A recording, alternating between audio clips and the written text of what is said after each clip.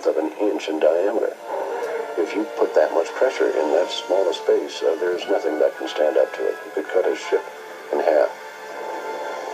While the U.S. government went ahead with its atomic bomb strategy, a secretive interest in Tesla's work seemed to be at work shortly after his death in 1943. The day following his death, the FBI, under the auspices of the OAP, which is the Office of Alien Protection, broke into his apartment, broke into his safe, and stole or confiscated all of his papers and effects. Now, the OAP had no business being there. He had been a citizen of the United States since the previous century. So this was a ruse. They needed to get in there somehow. Recently declassified documents only hint at great discoveries that may have been hidden in Tesla's safe. He had developed a sophisticated particle beam death ray, and he had the know-how to successfully transmit an enormously powerful wave of electrical current through the atmosphere and halfway across the world.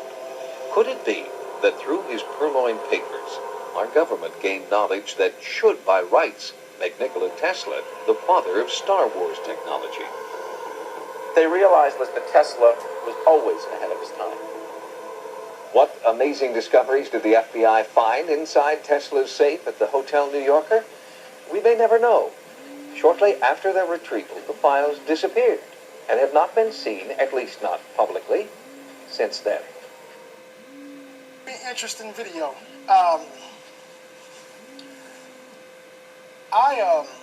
Hats off to this gentleman. Sadly, just as every other person who's went against the grain and tried to better mankind, people should have been a lot kinder. But like I say, do-gooders catch a bad sometime.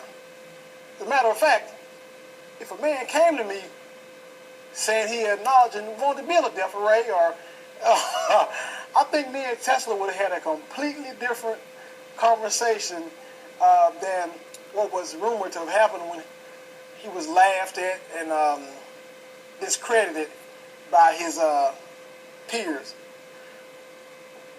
Here's how it would have went if me and Tesla had been meeting about one of his projects. Hello, I'm Nikola Tesla. I'm seeking a funding for the development of my energy accelerator, or better known as my death ray, by my assistant. Excuse me? Did you say death ray?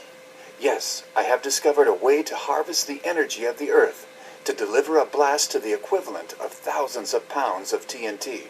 Okay, Mr. Tesla, did you say thousands of tons of TNT?